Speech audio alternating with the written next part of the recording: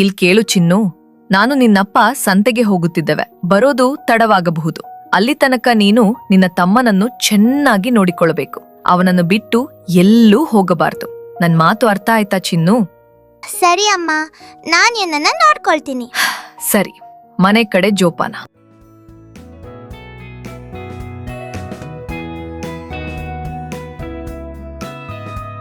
ಚಿನ್ನು ಅಮ್ಮನಿಗೆ ಕೊಟ್ಟ ಮಾತನ್ನು ಮರೆತು ಗೆಳತಿಯರೊಂದಿಗೆ ಆಟವಾಡಲು ಹೊರಟು ಹೋಗುತ್ತಾಳೆ.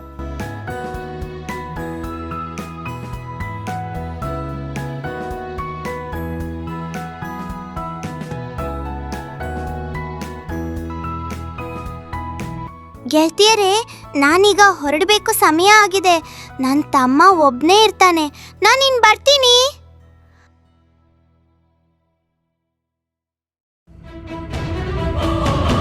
ಚಿನ್ನು ಮನೆಗೆ ಬರುವಷ್ಟರಲ್ಲಿ ಮಾಯದ ಬಾತುಕೋಳಿಗಳು ಮಗುವನ್ನು ಎತ್ತಿಕೊಂಡು ಹೋಗುತ್ತವೆ.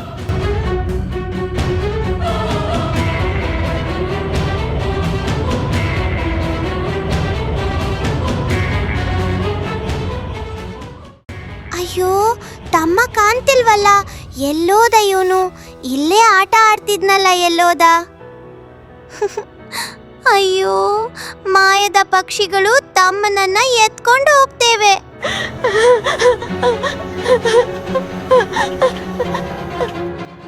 ನಿಲ್ಲಿ, ನನ್ನ ತಮ್ಮನನ್ನ ಎತ್ಕೊಂಡು ಹೋಗ್ಬೇಡಿ. ನಿಮ್ಗೆ ಕೈ ಮುಗಿದು ಕೇಳ್ಕೊಳ್ತೀನಿ, ಅವನನ್ನ ಬಿಟ್ಬಿಡಿ. ಅಯ್ಯೋ ದೇವ್ರೇ, ನಾನಿವಾಗ ಏನ್ ಮಾಡ್ಲಿ?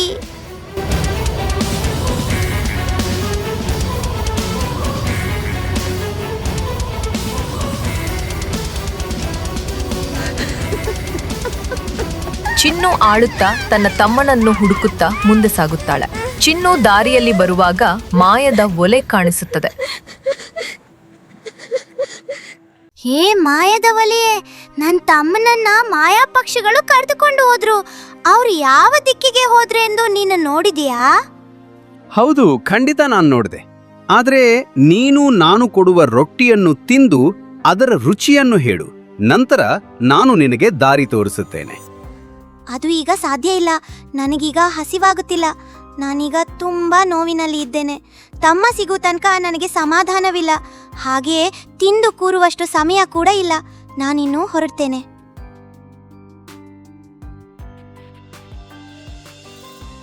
ಚಿನ್ನು ಅಳುತ್ತಾ ಅವಸರದಲ್ಲಿ ಓಡುತ್ತಾ ತಮ್ಮನನ್ನು ಹುಡುಕುತ್ತಾ ಕಾಡಿನಲ್ಲಿ ಅಲೆದಾಡುತ್ತಾಳೆ. ಆಗ ಅವಳಿಗೊಂದು ಮಾಯದ ಸೇಬಿನ ಮರ ಕಾಣಿಸುತ್ತದೆ. ಸೇಬಿನ ಮರವೇ, ಮಾಯಾ ಪಕ್ಷಿಗಳು ನನ್ನ ತಮ್ಮನನ್ನ ಕರ್ತ್ಕೊಂಡು ಹೋದ್ರು. ಅವ್ರು ಯಾವ ದಿಕ್ಕಿಗೆ ಹೋದ್ರೆಂದು ನೀನು ನೋಡಿದೀಯಾ? ನನಗೆ ದಯಮಾಡಿ ಸಹಾಯ ಮಾಡು. ಏ ಪುಟ್ಟ ಹುಡುಗಿ, ಹೌದು, ಖಂಡಿತ ನಾನು ನೋಡಿದೆ. ಖಂಡಿತವಾಗಿಯೂ ನಾನೇ ನಿನಗೆ ಸಹಾಯ ಮಾಡ್ತೇನೆ. ಆದ್ರೆ ನನ್ನಲ್ಲಿ ಬೆಳೆದಿರುವ ಈ ಅಪರೂಪದ ಸೇಬನ್ನು ತಿಂದು ಅದರ ರುಚಿ ಹೇಗಿದೆ ಎಂದು ಹೇಳುವೆಯಾ? ಅಯ್ಯೋ ದೇವ್ರೇ, ನೀನು ಅದೇ ಕತೆ ಹೊರ್ತಿದೀಯಲ್ಲ. ನಾನು ಎಷ್ಟೊಂದು ಟೆನ್ಷನ್ನಲ್ಲಿದ್ದೇನೆ. ನನಗೀಗ ಹಣ್ಣುಗಳನ್ನ ತಿಂದು ಕೂರುವಷ್ಟು ಸಮಯವಿಲ್ಲ. ನಾನೀಗ ತಮ್ಮನನ್ನ ಹುಡುಕಲು ಹೋಗ್ಬೇಕು.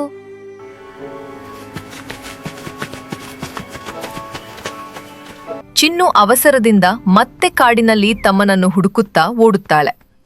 ಮಾಟಗಾತಿ ಒಬ್ಬಳು ಕಾಡಿನ ಮಧ್ಯೆ ಗುಡಿಸಿಲಿನಲ್ಲಿ ನೂಲನ್ನು ನೇಯುತ್ತಾ ಕುಳಿತಿರುತ್ತಾಳೆ. ಚಿನ್ನು ಆ ಗುಡಿಸಿಲನ್ನು ಕಂಡು ಅನುಮಾನದಿಂದ ಅಲ್ಲಿಗೆ ಹೋಗುತ್ತಾಳೆ. ಅಜ್ಜಿ, ನಿಮ್ಗೆ ನಮಸ್ಕಾರ. ಹೊರಗಡೆ ತುಂಬಾ ಚಳಿಯಾಗುತ್ತಿದೆ ಮತ್ತು ತುಂಬಾ ಹಸಿವಾಗುತ್ತಿದೆ. ಅದಕ್ಕೆ ನಾನು ಸ್ವಲ್ಪ ಬೆಂಕಿಯನ್ನು ಕಾಯಲು ಬಂದಿದ್ದೇನೆ. ದಯಮಾಡಿ ನನಗೆ ಬೆಂಕಿಯನ್ನು ಕಾಯಲು ಅವಕಾಶ ಮಾಡಿಕೊಡಿದ್ದೀರಾ? ಅಯ್ಯೋ ಪುಟ್ಟ ಕಂದಮ್ಮ, ನಿನಗೆ ನಾನು ಸಹಾಯ ಮಾಡ್ತೀನಿ. ನಿನಗೆ ಬಿಸಿಯಾದ ಸೂಪನ್ನು ಕೊಡುತ್ತೇನೆ. ನೀನು ಇಲ್ಲಿ ವಿಶ್ರಾಂತಿಸಿ ಹೋಗಬಹುದು. ಆದರೆ ಒಂದು ಷರತ್ತು, ನಾನು ನಿನಗೆ ಬಿಸಿ ಸೂಪ್ ತರುವವರೆಗೂ ನನ್ನ ಕೆಲಸವನ್ನು ನೀನು ಮುಂದುವರೆಸು. ತಗೋ ಈ ನೂಲನ್ನು. ನಾನು ಬರುವ ತನಕ ನೇಯುತ್ತಾ ಕುಳಿತಿರಬೇಕು. ಎಲ್ಲಿಗೂ ಹೋಗಬಾರದು. ನಾನು ನಿನಗೆ ಬಿಸಿಯಾದ ಸೂಪ್ ತರುತ್ತೇನೆ. ಸರಿ ಅಜ್ಜಿ, ಮಾಡ್ತೀನಿ.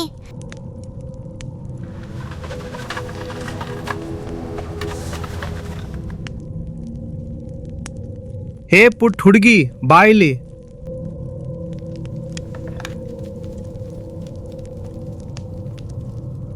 ಹುಡುಗಿ, ನೀನ್ ಯಾಕೆ ಈ ಮಂತ್ರವಾದಿ ಅಜ್ಜಿಯ ಕೈಗೆ ಸಿಕ್ಕಾಕೊಂಡಿದ್ಯಾ? ನಾನು ನನ್ನ ತಮ್ಮನನ್ನು ಹುಡುಕಿಕೊಂಡು ಬಂದಿದ್ದೇನೆ. ಮಾಯದ ಪಕ್ಷಿಗಳು ನನ್ನ ತಮ್ಮನನ್ನು ಎತ್ತಕೊಂಡು ಬಂದು ಬಿಟ್ಟಿದ್ದಾವೆ. ನನ್ನ ತಮ್ಮ ಇಲ್ಲೇ ಇರಬಹುದೆಂಬ ಅನುಮಾನದಿಂದ ಎಲ್ಲಿಗೆ ಬಂದೆ? ಈಗಲೇ ನೀನು ಇಲ್ಲಿಂದ ಜಾಗ ಖಾಲಿ ಮಾಡು. ಇವಳು ಸಾಮಾನ್ಯವಾದ ಮುದುಕಿಯಲ್ಲ. ಸುಮಾರು ವರ್ಷಗಳ ಹಿಂದೆ ನನ್ನನ್ನು ಹೀಗೆ ಬಂಧಿಸಿ ಅವಳಿಗೆ ಬೇಕಾದಂತೆ ನನ್ನನ್ನು ಆಟ ಆಡಿಸುತ್ತಿದ್ದಾಳೆ. ನನಗೂ ಕೂಡ ಕೆಲವೊಂದು ಶಕ್ತಿಗಳನ್ನು ಕೊಟ್ಟಿದ್ದಾಳೆ. ನಾನು ಎಲ್ಲರಂತೆ ಮಾತಾಡಬಲ್ಲೆ, ಹಾಗೆ ಸಮಯಕ್ಕೆ ತಕ್ಕಂತೆ ಗಾತ್ರವನ್ನು ಹೆಚ್ಚಿಸಬಲ್ಲೆ. ಇಂತಹ ಶಕ್ತಿ ನೀಡಿದ್ದಾಳೆ. ಆದರೆ ಹೊಟ್ಟೆಗೆ ಸರಿಯಾಗಿ ಊಟ ಮಾತ್ರ ಹಾಕೋದಿಲ್ಲ. ಅವಳು ಮಕ್ಕಳ ಕಳ್ಳಿ. ಅವಳು ಮಕ್ಕಳನ್ನು ನೀರಿನಲ್ಲಿ ಬೇಯಿಸಿ ಅದನ್ನು ತಿಂದು ತನ್ನ ಶಕ್ತಿಯನ್ನು ಹೆಚ್ಚಿಸಿಕೊಳ್ಳುತ್ತಾಳೆ. ನೀನೇನು ಚಿಂತಿಸಬೇಡ, ನಿನ್ನ ತಮ್ಮ ಪಕ್ಕದ ಕೋಣೆಯಲ್ಲಿ ಆಟ ಆಡ್ತಿದ್ದಾನೆ. ಅವನನ್ನು ಕರೆದುಕೊಂಡು ಹೋಗಲು ನಾನು ನಿನಗೆ ಸಹಾಯ ಮಾಡ್ತೀನಿ. ನನಗೊಂದಿಷ್ಟು ಊಟವನ್ನು ತಂದು ಕೊಡುವೆಯಾ? ಸರಿ, ಈಗ ತಂದು ಕೊಡ್ತೇನೆ. ನೀನೇನು ಚಿಂತಿಸಬೇಡ. ತಗೋ, ಊಟವನ್ನು ಹೊಟ್ಟೆ ತುಂಬ ತಿನ್ನು.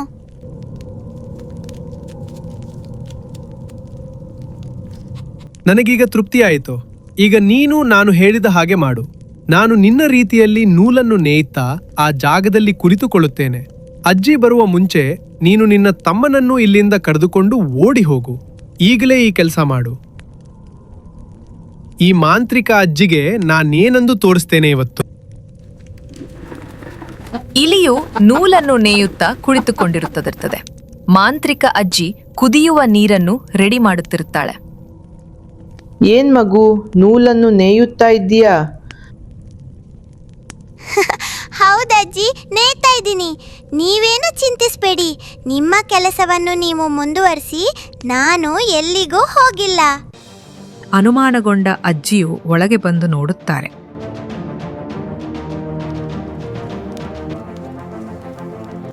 ಚಿನ್ನು ಮಗುವನ್ನು ಎತ್ತಿಕೊಂಡು ಕಾಡಿನ ಒಳಗೆ ಓಡುತ್ತಾಳೆ.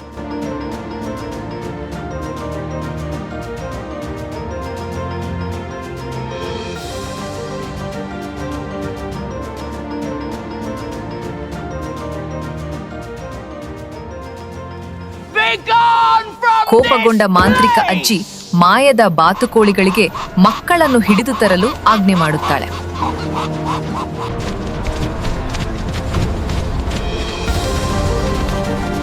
ಮಾಯದ ಪಕ್ಷಿಗಳು ರಭಸವಾಗಿ ನುಗ್ಗಿ ಮಕ್ಕಳನ್ನು ಹಿಡಿಯಲು ಮುಂದಾಗುತ್ತವೆ.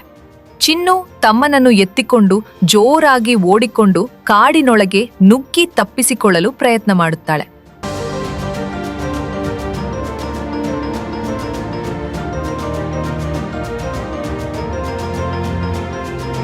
ಮಾಯದ ಪಕ್ಷಿಗಳು ಬೆಂಬಿಡದೆ ಅವರನ್ನು ಹಿಂಬಾಲಿಸುತ್ತವೆ. ಕಷ್ಟಪಟ್ಟು ಓಡಿಕೊಂಡು ಮಾಯದ ಸೇಬು ಮರದ ಹತ್ತಿರ ಬರುತ್ತಾಳೆ.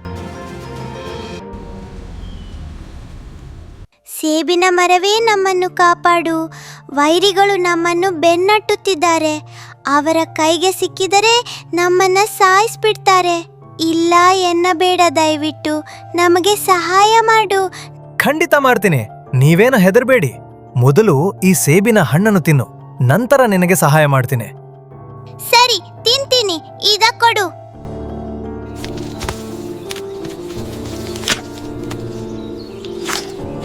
ತಿಂದಾಯ್ತಲ್ಲ, ಈಗ ಸಹಾಯ ಮಾಡು. ಬನ್ನಿ, ಈಗ ನನ್ನೊಳಗೆ ಬಚ್ಚಿಟ್ಕೊಳ್ಳಿ.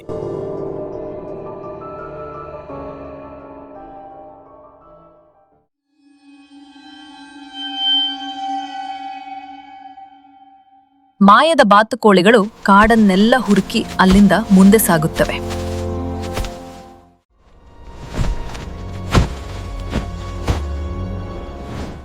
ಚಿನ್ನು ಮರ ಮಾಡಿದ ಸಹಾಯಕ್ಕೆ ಧನ್ಯವಾದ ತಿಳಿಸಿ ಅಲ್ಲಿಂದ ಮತ್ತೆ ಓಡಲು ಶುರು ಮಾಡುತ್ತಾಳೆ.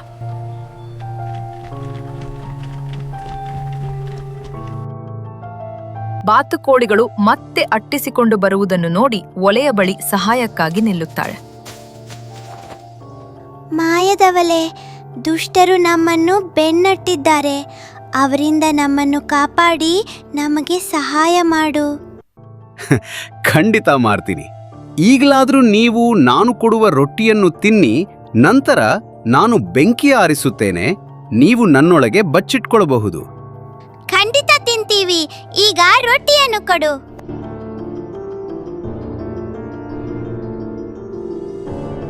ನನಗೀಗ ತೃಪ್ತಿಯಾಗಿದೆ. ಈಗ ನಾನು ಬೆಂಕಿ ಆರಿಸುತ್ತೇನೆ, ನನ್ನೊಳಗೆ ನೀವು ಬಚ್ಚಿಟ್ಕೊಳ್ಳಿ.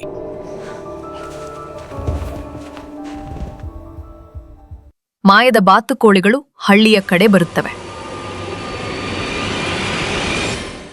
ಮಾಯದ ಬಾತುಕೋಳಿಗಳು ಒಲೆಯ ಹತ್ತಿರ ಹುಡುಕುತ್ತವೆ.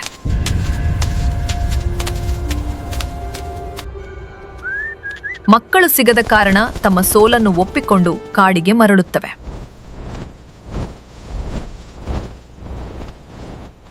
ಒಳೆ ಮಾಡಿದ ಸಹಾಯಕ್ಕೆ ಧನ್ಯವಾದ ತಿಳಿಸಿದ ಚಿನ್ನು ತಮ್ಮನನ್ನು ಎತ್ತಿಕೊಂಡು ಮನೆಯ ಕಡೆ ಹೋಗುತ್ತಾಳೆ.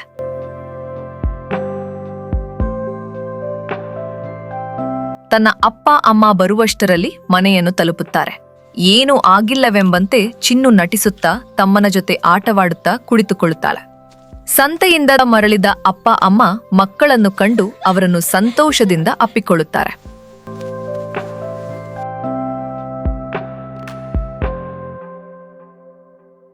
ಈ ವಿಡಿಯೋ ನಿಮಗೆ ಇಷ್ಟವಾದರೆ ಪ್ಲೀಸ್ ಒಂದು ಲೈಕ್ ಕೊಡಿ.